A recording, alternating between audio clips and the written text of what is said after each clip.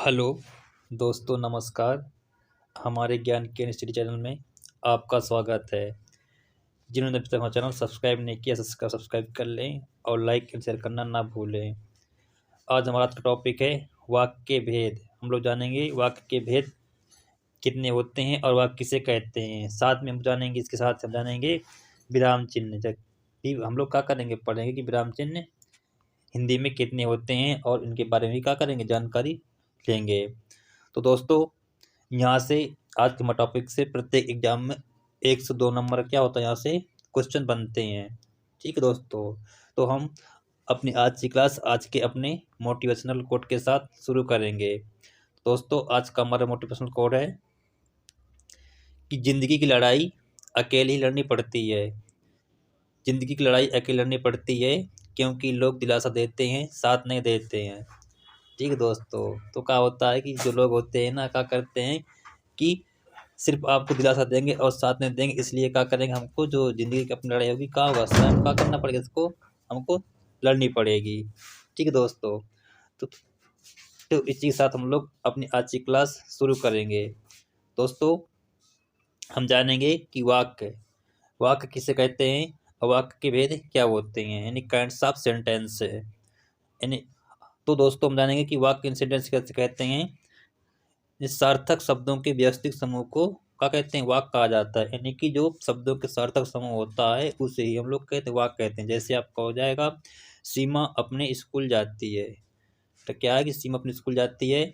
और राम श्याम सुंदर, राम श्याम से सुंदर है। यानी कि देखो यहाँ पर क्या है, आपके जो शब्द है ना का इनका का सार्थक अर्थ है, का कुछ न कुछ सार्थक अर्थ निकलता है। ठीक है दोस्तों, तो इसलिए बेटा आपके यहाँ पर क्या हो जाएगा, वाक्य हो जाएगा। क्या हो जाएगा, वाक्य हो जाएगा। नहीं दोस्तों, हम नेक्स्ट चलते हैं।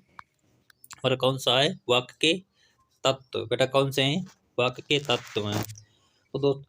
तो दोस्तों, इनकी वाक्य अनिवार्य रूप से कितने 6 तत्व होते हैं। कितने 6 तत्व होते हैं, कौन कौन से, सार्थकता, योग्यता, आकांक्षा, निष्कर्षता, पदक्रम और अन्वय। यानी कि आपसे अगर एग्जाम पूछे कि तो वाक्य के कितने तत्व होते हैं, तो अब बताएंगे वाक्य कितने 6 तत्व होते हैं। ठीक है, 6 तत्व होते हैं। ठीक दोस्तों, इस हम लोग नेक्स्ट चलेंगे। और नेक्स्ट क्या है, वाक्य के अंग। यानी कि बेटा हिंदी में वाक्य के कितने 2 अंग होते हैं। कितने होते हैं, 2 अंग होते हैं। कौन कौन से, सब्जेक्ट, दूसरा प्रेडिकेट यानी विधेय होता है। आपसे पूछे कि हिंदी में कितने तत्व होते हैं, तो बताएंगे आपके 2 होते हैं। कौन कौन से, सब्जेक्ट और प्रेडिकेट, यानी कि हिंदी में उद्देश्य और विधेय कहा जाता है। नेक्स्ट हम लोग चलेंगे कि सब्जेक्ट किसे कहते हैं और उद्देश्य यानी विधेय किसे कहते हैं। तो दोस्तों, हम जानेंगे यहाँ से कि यानी कि सब्जेक्ट क्या होता है बेटा, उद्देश्य क्या होते हैं, जिसके बारे में कुछ बताया जाए। यानी कि जिसके बारे में कुछ बताया जाए तो उसे हम लोग क्या कहते हैं, उद्देश्य यानी सब्जेक्ट कहते हैं। जैसे अनुराग खेलता है, बेटा यहाँ पर कौन खेलता है, बेटा अनुराग खेलता है। तो मतलब यहाँ पर अनुराग क्या है, एक प्रकार से क्या है, सब्जेक्ट यानी उद्देश्य। यानी कि खेलता कौन है, उद्देश्य, यानी कि आपका सब्जेक्ट हो जाएगा। लिखा धनंजय अपनी किताब पढ़ता है, तो जब आपका जो धनंजय है ना, यहाँ पर क्या है, आपका सब्जेक्ट उद्देश्य है, यानी कि जिसके बारे में कुछ कहा जा रहा है। ठीक है, तो कहा हो जाएगा, आपका सब्जेक्ट हो जाएगा। नहीं बेटा क्या आपका विधेय, बेटा किसे कहते हैं हम लोग, वाक्य में उद्देश्य के बारे में जो भी कुछ कहा जाए। यानी कि जो वाक्य में जो आपका उद्देश्य होगा, यानी जो आपका सब्जेक्ट होगा, उसके बारे में जो भी कहा जाएगा उसे हम लोग क्या कहेंगे, विधेय यानी कि प्रेडिकेट कहा जाएगा। नहीं जैसे लंबे लंबे बालों वाली लड़की अभी अभी एक बच्चे के साथ दौड़ते हुए उधर गई। यानी कि जो आपके यहाँ पर लिखा है लंबे लंबे बाल वाली एक लड़की ना, तो आपका ये बेटा आपका क्या हो जाएगा, ये आपका इतना ये बेटा आपका क्या हो जाएगा, ये आपका कर्ता हो जाएगा, यानी कि सब्जेक्ट उद्देश्य हो जाएगा। जिस पर जो आपका से बच्चे बचाना आपको जो अभी अभी एक बच्चे के साथ दौड़ती उधर गई, तो बेटा आपके क्या हो जाएगा, ये पूरा ये आपका क्या हो जाएगा, ये आपका क्या हो जाएगा, यानी कि विधेय यानी प्रेडिकेट हो जाएगा। नहीं ठीक दोस्तों, यानी कि जो कर्ता उसके बारे में जो बताया जा रहा है ना, तो ये आपका क्या हो जाएगा, विधेय हो जाएगा। ठीक है दोस्तों, इसके साथ हम लोग नेक्स्ट चलेंगे।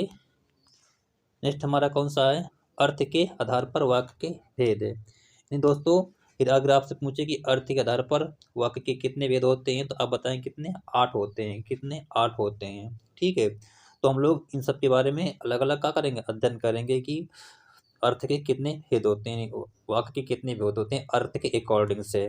तो दोस्तों हमारा पहला कौन सा है, विधानवाचक वाक्य, यानी कि इसे बोलते हैं असर्टिव सेंटेंस बोलते हैं। ठीक है, तो बेटा क्या होता है, जिन वाक्यों में क्रिया के करने या होने का सूचना मिलती है, यानी कि जिन वाक्यों से किसी क्रिया के करने या होने की सूचना मिलती है वहां पर आपका नहीं विधानवाचक वाक्य होता है। जैसे सीमा दूध पी रही है, तो बेटा यहाँ पर कौन है, सीमा क्रिया का हो रही है ना अभी, तो इसलिए क्या आपका विधानवाचक वाक्य हो जाएगा। जैसे आपके लिए कहा है वर्षा हो रही है, नहीं कि अभी तुम्हारा का कार्य क्या अभी जारी है ना, अभी क्रिया का हो रही है, तो अपना वहाँ कौन सा हो जाएगा, आपका विधानवाचक वाक्य हो जाएगा।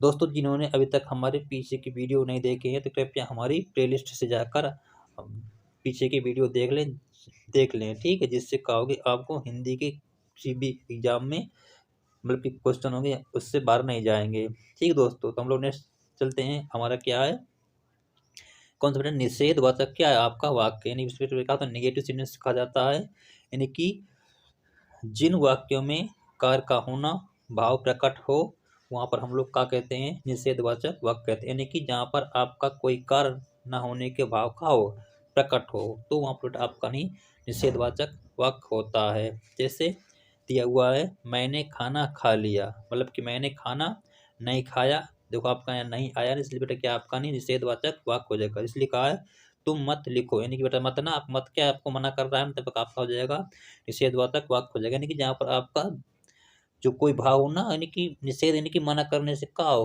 कार्य हो, तो वहाँ पर आपका निषेधवाचक वाक्य हो जाएगा। ठीक दोस्तों, हम लोग नेक्स्ट चलिए कौन सा आपका नहीं आज्ञावाचक क्या है वाक्य, यानी कि बोलते बेटा इंग्लिश में इम्परेटिव सेंटेंस कहा जाता है। यानी कि जिन वाक्यों में आज्ञा प्रार्थना आदेश उपदेश आदि का ज्ञान हो, तो बेटा उसे हम लोग क्या कहेंगे, आज्ञावाचक वाक्य कहेंगे। बेटा क्या कहेंगे, आज्ञावाचक वाक्य कहेंगे। जैसे आपका लिखा है बाजार से फल लाओ, बेटा क्या इसमें आपसे क्या कर रही है, आपके एक प्रकार से आदेश दिया जा रहा है, ठीक है, या उपदेश दिया जा रहा है कि बाजार से फल लाओ नहीं, इसलिए का आपका बड़ों का सम्मान करो, बेटा क्या आपकी कर रही है, ये भी आपको क्या कह रहा है, उपदेश दिया जा रहा है कि बड़ों का सम्मान करो या बड़ों की बात मानो या आज्ञा करो, उस पर आप यहाँ क्या हो जाएगा आपका नहीं आज्ञावाचक वाक्य यानी इम्परेटिव सेंटेंस हो जाएगा। दोस्तों नेक्स्ट हम चलेंगे, हमारा कौन सा है प्रश्नवाचक वाक्य। कौन सा है प्रश्नवाचक वाक्य, हम जानेंगे किससे कहते हैं। हम बोलेंगे इसे बोलते हैं इंटरोगेटिव सेंटेंस भी कहा जाता है, यानी कि जिन वाक्यों में किसी भी प्रकार का प्रश्न पूछने का ज्ञान हो, अर्थात जिन वाक्यों में किसी भी प्रकार का प्रश्न पूछने का ज्ञान होता है तो उससे हम लोग प्रश्नवाचक वाक्य यानी कि इंटरोगेटिव सेंटेंस कहते हैं। जैसे आपका दिया हुआ है सीता तुम कहाँ जा रहे हो, मतलब सीता तुम कहाँ से आ रही हो, तो इसमें देखो आपका कहाँ वर्ड आ गया, तो आपका कहाँ पर हो जाएगा प्रश्नवाचक वाक्य हो जाएगा। जैसे मतलब कोई भी ले लो, लिखा है कि तुम क्या कर रहे हो, जैसे आपका लिखा हुआ है सेंटेंस कैसे लिखा हुआ है आपका नहीं कि तुम क्या कर रहे हो, तो जो आपका तुम लिखा तुम क्या कर रहे हो, ठीक है, कर रहे हो, ठीक बेटा, जिसमें आपका क्या आया है ना, तो बेटा आप क्या है प्रश्न मतलब कि पूछने का काम कर रहा है, तो बेटा क्या आपका नहीं प्रश्नवाचक वाक्य हो जाएगा। तो हमारा कौन सा है इच्छावाचक वाक्य। इच्छावाचक हम किसे कहेंगे, बोलते बेटा ऑब्जेक्ट सेंटेंस कहा जाता है, माने कि जिन वाक्यों में इच्छा आशीष शुभकामनाएं आदि का ज्ञान हो उसे हम लोग इच्छावाचक वाक्य कहेंगे। जैसे आपका लिखा है तुम्हारा कल्याण हो, बेटा क्या तुम्हारा इसमें कल्याण होने की मैं अपनी इच्छा का प्रकट कर रहा हूँ। या फिर देखो लिखा है भगवान तुम्हें लंबी उम्र दे, ठीक है, तो मतलब कि मैं का आपको नहीं आशीष कर रहा हूँ, ठीक है, जिससे कहा आपके भगवान तुमको अच्छी उम्र दे, बट इसमें यहाँ पर आपने डॉक्यूमेंट का हो जाएगा आपका इच्छावाचक मतलब कि वाक्य हो जाएंगे। नेक्स्ट हम लोग चलेंगे कौन सा आपका नहीं संदेहवाचक वाक्य। बेटा संदेहवाचक वाक्य किसे हम लोग बोलेंगे, इसके बारे में हम लोग जानते हैं कि इसी पर बोलते हैं सेंसिटिव ऑफ इंडिकेटिंग डाउट्स, मतलब कि इंग्लिश में बोलते हैं कि इसको संदेहवाचक वाक्य बोलते हैं, यानी कि जिन वाक्यों में संदेह या भावना व्यक्त की जाए उसे हम लोग क्या कहते हैं संदेहवाचक वाक्य कहते हैं। जैसे शायद वर्षा शाम को हो जाए, यानी कि इसमें कहा एक प्रकार से संदेह ही मतलब कि व्यक्त की जा रही भावना व्यक्त की जा रही कि शायद वर्षा शाम को हो जाए, इसलिए कहा हो सकता है सीता आ जाए, यानी कि इसमें कहा संभावना क्या व्यक्त की जाती है, इसलिए बेटा क्या आपका हो जाएंगे संदेहवाचक वाक्य हो जाएंगे। तो आपका कौन सा है विस्मयवाचक वाक्य किसे बोलते हैं, एक्सक्लेमेटरी सेंटेंस भी कहा जाता है। बट इसमें क्या होता है, जिन वाक्यों में आश्चर्य, घृणा, शोक आदि का भाव प्रकट होता है उसे हम लोग विस्मयवाचक वाक्य कहते हैं। जैसे दिया हुआ वाह कितना सुंदर दृश्य है, और शाबाश तुमने बहुत अच्छा काम किया। बट इसमें क्या होता है आपका नहीं कि इसमें एक्सक्लेमेटरी का साइन दिया होता है, देखो तो बेटा वहां पर क्या होता है, पकड़ने का सर्व तरीका है। और इन वाक्यों से आपको ये मतलब ज्ञात होगा कि वाक्य में आश्चर्य और घृणा, शोक आदि का भाव प्रकट हो, इसलिए आपका वाह कितना सुंदर दृश्य है। ठीक है, तो इसमें क्या हो गया आपको नहीं, एक प्रकार से क्या हो रहा है, ये आश्चर्य का भाव प्रकट हो रहा है, इसलिए कहा है कि शाबाश तुमने बहुत अच्छा काम किया। इसमें बेटा क्या होता है, आपको क्या होता है, आश्चर्य का भाव प्रकट हो रहा है। नेक्स्ट हम लोग चलेंगे, कौन सा आपका नहीं, संकेतवाचक वाक्य। कौन सा बेटा आपका नहीं, संकेतवाचक वाक्य है।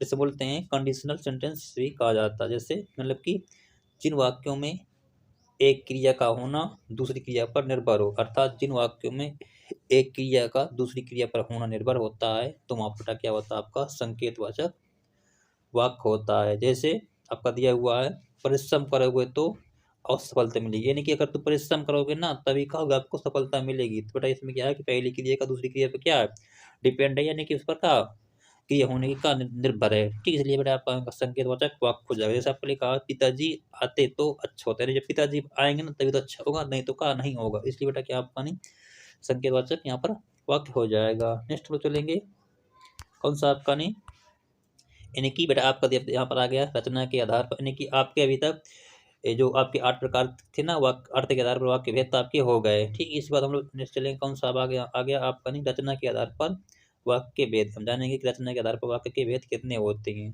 तो दोस्तों रचना के आधार पर वाक्यों के भेद कितने होते हैं, आपके 3 होते हैं। यानी कि आपसे पूछे हिंदी में कि हिंदी में रचना के आधार पर वाक्य कितने भेद होते हैं, 3 होते हैं। ठीक, कौन कौन से आपका होता है, सरल, संयुक्त और मिश्र होता है। तो बेटा हम लोग सबका अलग अलग जानेंगे। ठीक है दोस्तों, तो बेटा जानेंगे हम लोग की मिश्र वाक्य किसे कहते हैं, यानी कि सरल वाक्य इसे बोलते हैं बेटा सिंपल सेंटेंस कहा जाता है। यानी कि जिन वाक्यों में केवल एक ही का उद्देश्य हो तो उसे हम लोग क्या कहेंगे, एक ही उद्देश्य हो और एक ही का विधेय होता है। यानी कि जो आपके कौन से होंगे आपके सरल वाक्य होंगे बेटा, इसमें तो क्या बेटा मेरा आपका एक ही उद्देश्य होगा और बेटा का होगा एक ही का होगा विधेय होगा। ठीक है, तुम वाक्यों बेटा का हम लोग क्या कहते हैं, सरल वाक्य कहते हैं। जैसे आपका दिया हुआ है मुकेश पत्र लिखता है, यानी कि इसमें क्या देखो आपका एक ही क्या इसमें उद्देश्य है और एक ही का इसमें का विधेय है। ठीक, तो लिखा सीमा पत्र लिखती है, इसमें बेटा क्या आपका एक ही उद्देश्य है और एक ही विधेय, इसलिए बेटा आपके क्या ये सिंपल यानी कि सरल वाक्य हैं।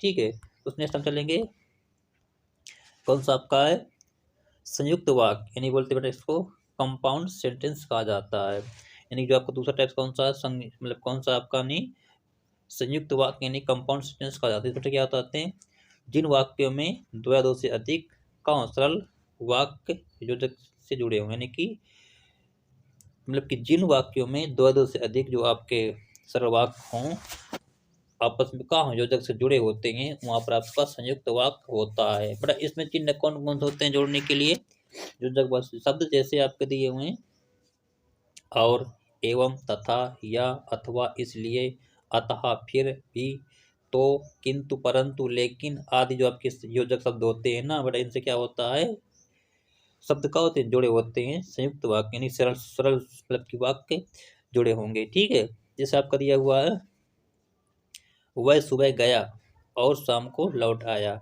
जो आपका देखो इसमें जो आपका और योजक शब्द है उनसे का आपका जुड़ा हुआ है, मतलब कि दो सरल वाक्य इसमें का जुड़ के मतलब कि संयुक्त वाक्य बना लेते हैं। जैसा दिया आपका नहीं, उसने परिश्रम किया किंतु सफलता नहीं मिली।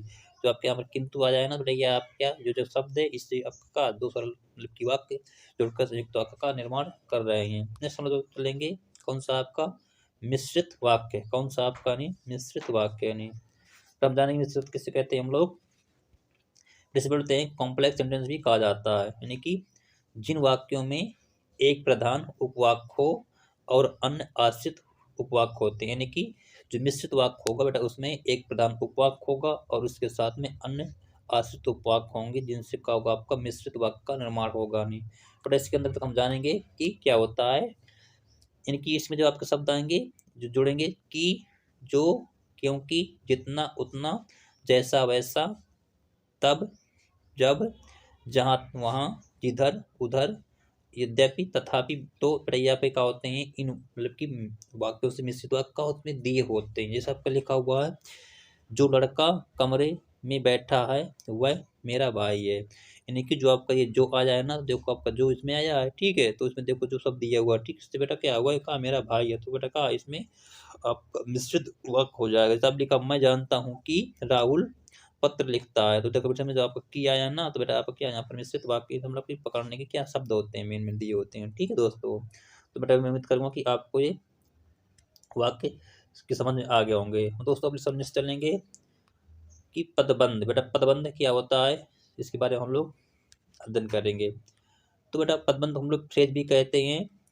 बट इसमें क्या होता है कि आपका पदबंध में बेटा क्या होता है आपका कि कई पदों के योग से बने वाक्यांशों को जो एक ही पद का काम करते हैं उसे हम लोग पदबंध कहते हैं। यानी कि मतलब कि कई पद होते हैं और उनका जो वाक्यांश होता है उनके जो योग से जो आपका एक पद बनता है उससे हम लोग क्या कहते हैं, पदबंध कहते हैं। जैसे आपका दिया हुआ है, सबसे तेज दौड़ने वाला छात्र जीत गया। बेटा जो आपके जो शब्द है ना छोटे छोटे वाले वाक वाक में लिखा होता है, एक प्रकार से बड़ा पदबंध बना लेते हैं, वाक बनाते हैं, उससे हम लोग क्या कहते हैं, आपको नहीं पदबंध कहा जाता है। इसलिए लिखा है, नदी बहती चलती जा रही है। बेटा जब आपका एक प्रकार से पूरा क्या पदबंध है। ठीक, तो उससे तो हमने चलेंगे क्या आपका नहीं पदबंध के प्रकार जानेंगे, पदबंध के प्रकार कितने होते हैं। तो दोस्तों पदबंध के प्रकार कितने होते हैं, 4 प्रकार का होता है। कौन पदबंध के कितने प्रकार होते हैं, बेटा आपके 4 प्रकार का क्या होता है, पदबंध होता है। कौन कौन से होते हैं आपके नहीं, संज्ञा पदबंध, विशेषण पदबंध, क्रिया पदबंध और क्रिया विशेषण पदबंध। यानी कि आपके पदबंध के ये 4 क्या होते हैं, प्रकार टाइप्स होते हैं। ठीक है दोस्तों, इनको हमें क्या करना है, याद रखना है। ठीक है दोस्तों, हम लोग नेक्स्ट चलेंगे हम लोग। अब बेटा आपका नया टॉपिक कौन सा आएगा, विराम चिन्ह। बेटा कौन सा नया टॉपिक आपका आया है, आपका कौन सा आया है, आपका नहीं विराम चिन्ह आ गया। ठीक है, तो विराम चिन्ह को बेटा हम लोग इंग्लिश बोलते हैं पंक्चुएशन भी हम लोग कहा जाता है किसी विराम चिन्ह को। तो हम लोग जानेंगे विराम चिन्ह किससे कहते हैं और इसके बारे में हम लोग का डिटेल से अध्ययन करेंगे। तो बेटा विराम का अर्थ होता है विश्राम या ठहराव, यानी कि जहाँ हम लोग अपने भाव विचारों को स्पष्ट करते हुए हम रुकें या ठहराव करें तो वहाँ बेटा आपका विराम चिन्ह होता है। यानी कि हम जानेंगे कि भावों और विचारों को स्पष्ट करने के लिए जिन विराम चिन्हों का प्रयोग वाक्य के बीच अंत में किया जाता है उसे हम लोग विराम चिन्ह कहा जाता है। ठीक, तो बेटा हम जाने जैसे बोला, इस एग्जाम्पल दिया हुआ है, रोको मत जाने दो और रोको मत जाने दो। बेटा आपका क्या दोनों क्या अर्थ अलग अलग, इसलिए लिखा रोको मत जानो, यानी कि बेटा उसको मतलब कोई व्यक्ति उसको रोक लो, जाने नहीं देना, इसलिए लिखा रोको मत, यानी कि नतीजा आपको जैसे दिया है कि रोको मत जानो दो, यानी कि उसको रोको नहीं, जाने दो उसको नहीं। ठीक है बेटा, तो हिंदी में मतलब कि विराम चिन्ह का होता है बहुत बड़ा महत्व होता है। ठीक है दोस्तों, चलो हम नेक्स्ट चलेंगे। नेक्स्ट हमारा क्या है आपका, जाने की विराम चिन्ह किसी कितने होते हैं, किसी कहा जाता है। थोड़ा जाने की हम लोग की आपका देखो इधर आपके नाम दिए हैं विराम चिन्ह के, दिए हैं चिन्ह मतलब किस कौन चिन्ह किस प्रकार का होता है। ठीक दोस्तों, जैसे आपका लिखा पूर्ण विराम या विराम चिन्ह मतलब इस प्रकार का होता है। अर्ध विराम चिन्ह आपका ऐसा होता है। अल्प विराम चिन्ह आपका मतलब ऐसा होता है। ठीक है, प्रश्नवाचक चिन्ह आपका इस प्रकार का होता है। विस्मय बोधक विस्मादि बोधक चिन्ह आपका इस प्रकार का होता है दोस्तों। उद्धरण चिन्ह आपका इस प्रकार नहीं, डबल इन्वर्टेड कामा और सिंगल होते हैं आपके। और आपका कौन सा है, योजक चिन्ह आपका इस प्रकार से लगता है, इसे डैश कहते हैं। फिर आपका निर्देशक चिन्ह डैश करते हैं, मतलब इस प्रकार निर्देशक मतलब कि डैश का थोड़ा बड़ा होता है। ठीक, योजक छोटा होता है, डैश का होता है बड़ा होता है। फिर आपका कोष्टक किस प्रकार का ये होते हैं आपके मतलब कि छोटा कोष्टक बड़ा कोष्टक ये बोलते हैं, इस प्रकार चिन्ह होते हैं आपके कोष्टक। फिर आपका कौन सा आपका नहीं हंसपद या त्रुटि बोधक चिन्ह आपका किस प्रकार का होता है, इस प्रकार का होता है। ठीक दोस्तों, फिर कौन सा है, रेखांकन चिन्ह आपका इस प्रकार का होता है, रेखा डर दी होंगी। लाघव चिन्ह आपका इस प्रकार का होता है और लोभ चिन्ह आपका इस प्रकार से होता है, डॉट बुंदी आपको दी होंगी। ठीक दोस्तों, तो आपके नाम दिए हैं, आपके चिन्ह दिए हैं कि इस प्रकार मतलब जो आपके नाम दिए गए हैं ना, तो इसमें किस प्रकार के चिन्ह सबके होंगे, ये आपके इसमें दिए गए हैं दोस्तों। ठीक है, तो आपको यहाँ से क्या करना है, इनको एक बार पढ़ना 2-3 बार, तो आपके चिन्ह कहाँ होंगे, आपके यहाँ से कहाँ याद हो जाएंगे, यानी कि आपको चिन्ह बताए गए मतलब कि नाम और ये सब चिन्ह दिए गए हैं। ठीक है दोस्तों, एक बार हम विकल्प कर लेते हैं कि पूर्ण विराम चिन्ह इसका चिन्ह ऐसा होता है। अर्ध विराम का इस प्रकार चिन्ह होता है अल्पविराम का इस प्रकार का चिन्ह होता है, प्रश्नवाचक का इस प्रकार चिन्ह होता है, विस्मयादिबोधक का इस प्रकार चिन्ह होता है, उदाहरण का इस प्रकार चिन्ह होता है, यानी डबल इन्वर्टर का सिंबल होंगे।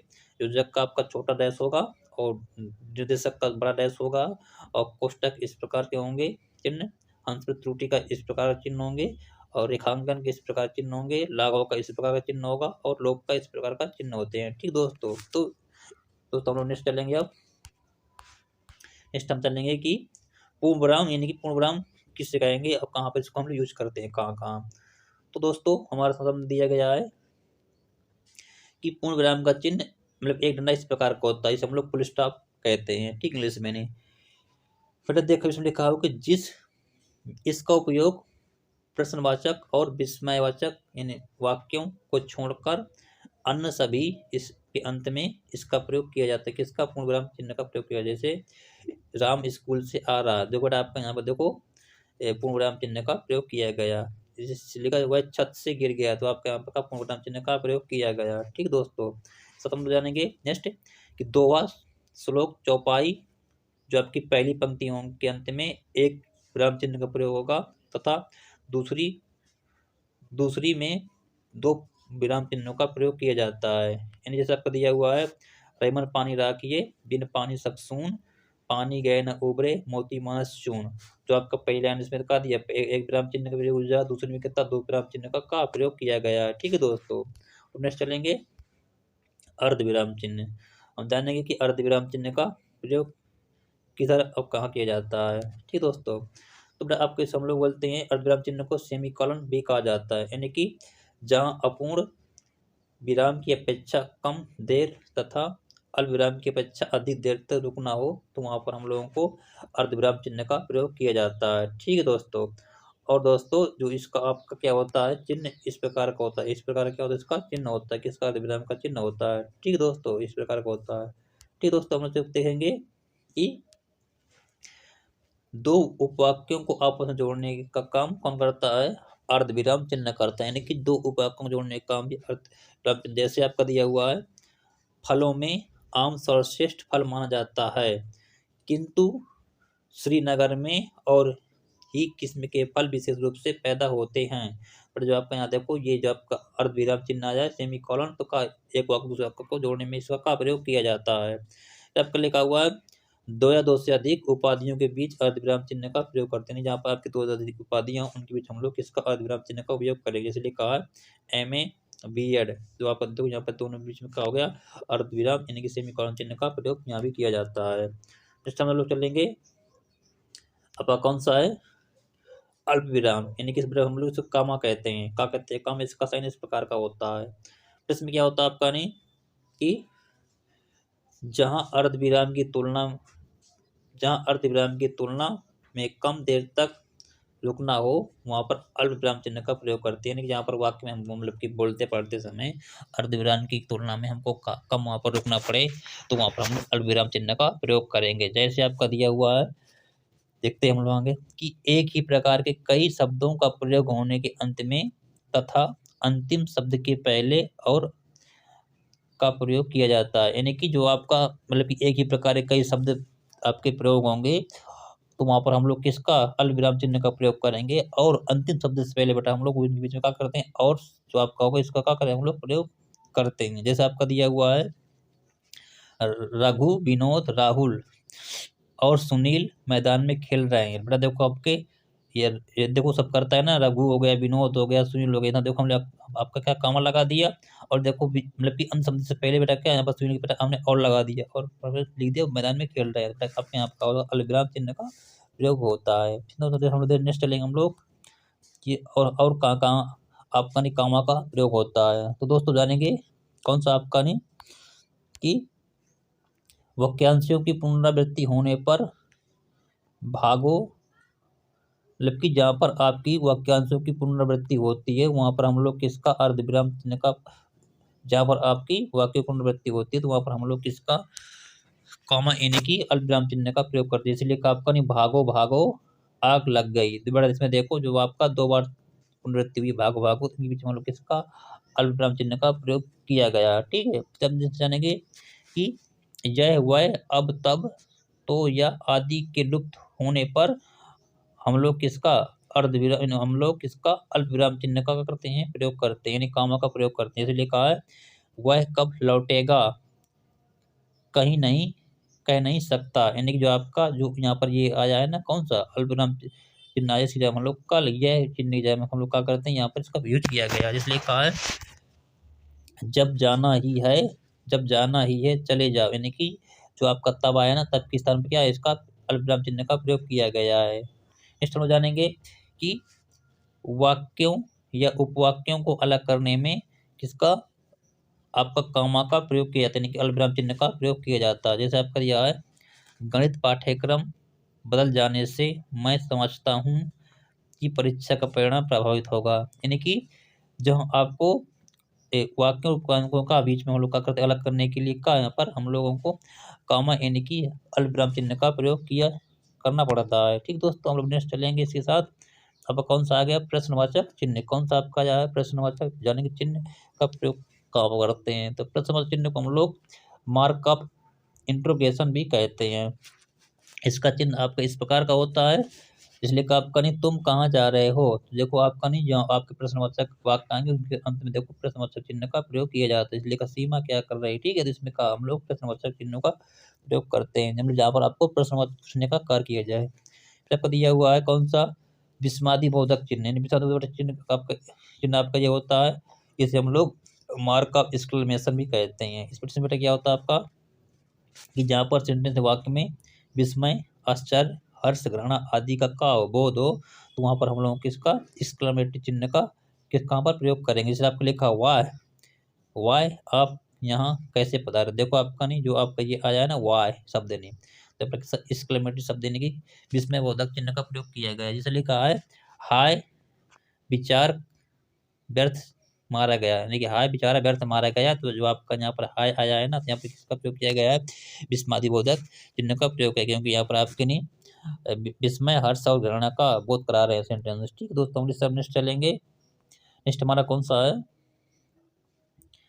संबंध बोधक, मतलब कि जहाँ पर संबोधन सूचक शब्द भी आए तो उनकी स्थान पर हम लोग किसका प्रयोग करना है, विस्मादि बोधक चिन्ह का प्रयोग किया जाता है। जैसे लेखा मित्रों अभी मैं जो कहने जा रहा हूँ उसको सुनो, एक कुछ भी का मतलब बोलो, तो इसमें जो आपका नहीं संबंध बता रहा है मित्रों, तो मित्रों तुरंत बाद में किसका एक्सक्लेमेटरी अर्थात विस्मादि बोधक चिन्ह का प्रयोग किया गया है। इसके साथ हम लोग नेक्स्ट चलेंगे कौन सा आपका नहीं उदाहरण, कौन सा आपका नहीं उदाहरण चिन्ह का प्रयोग हम लोग किधर करते हैं, यानी कि इसे बेटा बोलते हैं इन्वर्टेड कामा भी बोलते हैं, अर्थात किसी के द्वारा कही गई बात या कथन को जो लिखना है, यानी कि जहाँ हम लोग किसी की बात को या कहने कथन को जो हम जो कहते हैं लिखते हैं ना, तो उसको वहाँ पर हम लोग किसका उसको वहाँ पर हम किसका नहीं उदाहरण चिन्ह अर्थात इन्वर्टेड कामा का प्रयोग करते हैं।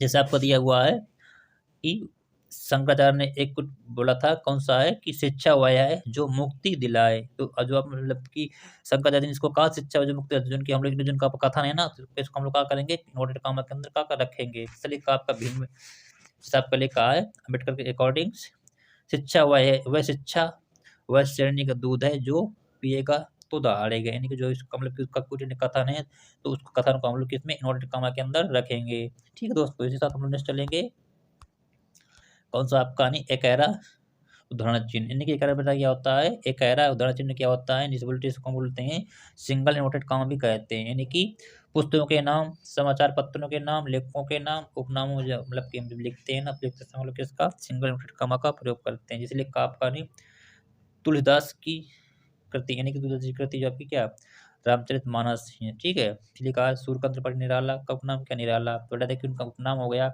और आपकी कोई पुस्तक हो गई, उनको हम जब लिखेंगे ना तो उनके साथ हम लोग किसका एकैरा उदाहरण चिन्ह का प्रयोग करते हैं, यानी सिंगल इन्वर्टेड कामा का प्रयोग किया जाता है।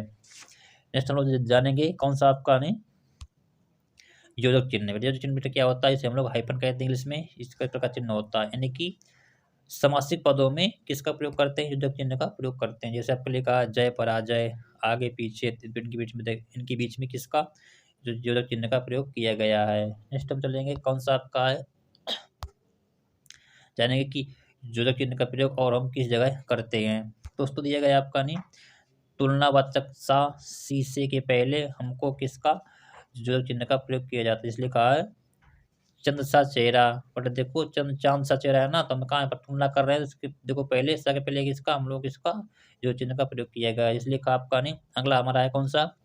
सार्थक, निरर्थक शब्दों के बीच, यानी कि जो आपके सार्थक, निरर्थक शब्द होंगे, उनके बीच हम लोग किसका जो चिन्ह का प्रयोग करेंगे। जैसे अभी कहा है अनाप-शनाप, उल्टा-पुल्टा, तो इनके बीच में आपका जो योजक चिन्ह का प्रयोग किया गया है। ठीक है दोस्तों?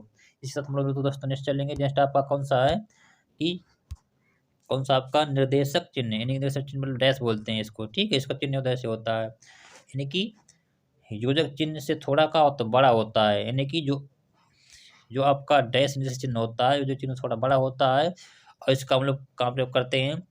संवादों को लिखने के लिए, यानी कि जब हम कोई संवाद लिखते हैं ना, तो उनको लिखने के लिए वहाँ पर हम लोग निर्देशक चिन्ह का प्रयोग करते हैं। जैसे आपका लिखा हुआ है रमेश, क्या है तुम कहाँ हो? तो जो बेटा देखो आपका ये संवाद है ना, तो मेरे बीच में हम किसका डैश चिन्ह का प्रयोग किया गया है। नेक्स्ट हम दोस्तों लेंगे कौन-सा आपका नहीं कोष्टक। दोस्तों कौन-सा आपका नहीं कोष्टक को जानेंगे कि हम लोग कोष्टक का प्रयोग कहाँ करते हैं। तो दोस्तों इसको हम लोग इंग्लिश में ब्रैकेट्स कहते हैं। इसके चिन्ह इस प्रकार से होते हैं। तो किसी शब्द के दूसरे अर्थ को दिखाने के लिए तथा नाटक निर्देशों को मतलब कि हाँ, यानी कि जब हमको किसी शब्द को दूसरा अर्थ दिखाना है और नाटक निर्देशों में हम लोगों को वहाँ पर किसका कोष्टक का प्रयोग किया जाता है। ठीक है? और आपके जो अंकगणितीय अंक लिखते हैं ना हम लोग हिंदी में, तो उनको भी क्या करते हैं, बंद करने के लिए कोष्टक का प्रयोग करते हैं। जैसे इसमें दिया गया है आपका नहीं, जैसे दिया है आपका आपकी समर्थ को मैं जानता हूँ। बड़ा समर्थ का अर्थ क्या शक्ति होता है, देखो इसको हमने किसमें कोष्ठक में इसको रख दिया, ठीक है? फिर आपको इसलिए कहा मेघनंद जो आपका नाटक है, कुछ आगे बढ़कर लक्ष्मण यदि समर्थ हो तो सामने आओ। यानी देखो आपका जी ये क्या यहाँ पर कौन-सा है, ये नाटक संवाद जो होते हैं तो वहाँ पर क्या होता है इनको कोष्ठक में बंद करके रख देते हैं निर्देशों को, ठीक है? तो यहाँ पर हम लोग किसका कोष्ठक चिन्ह का प्रयोग करते हैं। नेक्स्ट हम लोग चलेंगे आपका कौन-सा है हंसपद त्रुटि, यानी कि कौन-सा आपका है हंसपद या त्रुटिबोधक चिन्ह कहते हैं। किसी कैरेट बोलते हैं, इसका चिन्ह इस प्रकार का होता है, यानी कि जब कोई वाक्य छूटा होता है उसको चिन्ह ऐसे लगा के हम वहाँ पर रख देते हैं। इस पर जानेंगे कि हम लोग इसको किसे कहते हैं, किस प्रकार का होता है ये, इसको का मतलब कि क्या कहते हैं। जब किसी वाक्य या वाक्यांश को लिखते समय कोई शब्द क्या होता है छूट जाता है, तो वहाँ पर हम लोगों को हंसपद हंसपद या त्रुटिबोधक चिन्ह का प्रयोग किया जाता है। जैसे आपका है स्वतंत्रता हमारा क्या अधिकार है, तो मेरा जवाब क्या आप क्या जन्मसिद्ध क्या इसमें छूट गया है, यानी कि स्वतंत्रता हमारा जन्मसिद्ध का होता अधिकार होता है। तो जब अगर आप बीच में लिखते समय इसको छोड़ गए ना, तो बेटा क्या हम लोग इसको नहीं हंस पर चिन्ह लगाकर इसको हम लोग का ऊपर लिख देंगे, तो आपका आपका वाक्य का हो जाएगा पर पूरा हो जाएगा। ठीक है दोस्तों, इससे हम लोग नेक्स्ट चलेंगे। आपका नेक्स्ट कौन सा है आपका रेखांकन या अधिरोहण चिन्ह, बेटा कौन सा आपका नहीं रेखांकन या अधिरोहण चिन्ह, इसे हम लोग बोलते हैं इंग्लिश में अंडरलाइन बोलते हैं। इसको इस प्रकार का होता चिन्ह होता है, यानी कि जब हम कोई बेटा जानेंगे कि महत्वपूर्ण शब्दों को रेखांकित करने, यानी कि जब हमको कोई महत्वपूर्ण शब्दों को रेखांकित करना है, तो उनको प्रयोग करने के लिए हम लोग इसका रेखांकन या अंडरलाइन का चिन्ह का करते हैं प्रयोग करते हैं। ठीक जैसे आपका दिया हुआ है गोदान उपन्यास प्रेमचंद द्वारा लिखित सर्वश्रेष्ठ कृति है, यानी कि जो आपके यहाँ पर गोदान है ना, तो गोदान क्या आपका इम्पोर्टेंट क्या है, नहीं महत्वपूर्ण क्या है, कोई कुछ है शब्द है, इसलिए हम इसको नीचे का अंडरलाइन कर देते हैं। ठीक दोस्तों, नेक्स्ट है कौन सा आपका है लाघव चिन्ह, यानी कि इसे बोलते हैं बेटा साइन ऑफ एब्रिविएशंस हो कहते हैं। ठीक बेटा, इसका चिन्ह इस प्रकार का होता है। ठीक लाघव बेटा की मतलब क्या होता है कि संक्षिप्त लिखने, यदि हमको कोई चीज़ को या शब्द को क्या करना संक्षिप्त में क्या करना उसको लिखना है, तो वहाँ पर हम लोगों को लाघव चिन्ह का प्रयोग करना पड़ेगा। जैसे आपका लिखा उत्तर प्रदेश को देखो हम शॉर्ट में इसी जगह लिखते हैं और ईसापुर को हम इस प्रकार शॉर्ट में लिखते हैं। ठीक है बेटा, यहाँ पर इसका लाघव चिन्ह का प्रयोग किया जाता है। नेक्स्ट तो हम लोग चलेंगे, नेक्स्ट हमारा कौन सा है लोप चिन्ह, जानेंगे कि लोप चिन्ह किसे कहते हैं। बेटा क्या होता है कि लोप चिन्ह बेटा क्या होता है आपका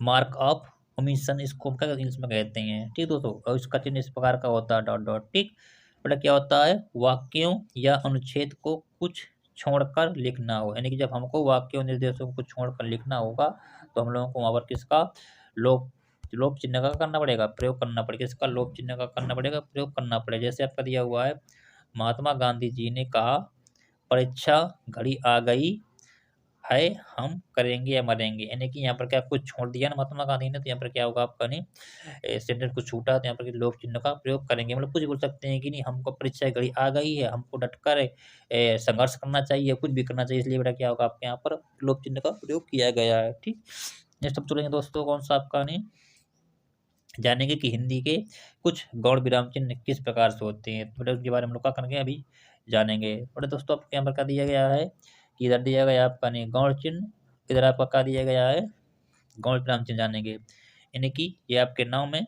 ये आपके चिन्ह है, या फिर क्या उपयोग कहाँ पर किसको करते हैं। बेटा आपका क्या दिया है अपूर्ण विराम चिन्ह यानी उपविराम चिन्ह, इसे हम लोग कहते हैं कॉलन कहते हैं। बट इसका चिन्ह इस प्रकार का होता है, यानी कि दो का बिंदु होते हैं। बट इसका हम लोग प्रयोग कहाँ पर हम लोग करते हैं, इसका प्रयोग हम लोग कहाँ करते हैं, तो आपको बताया गया इसका प्रयोग हम लोग कहाँ करते हैं।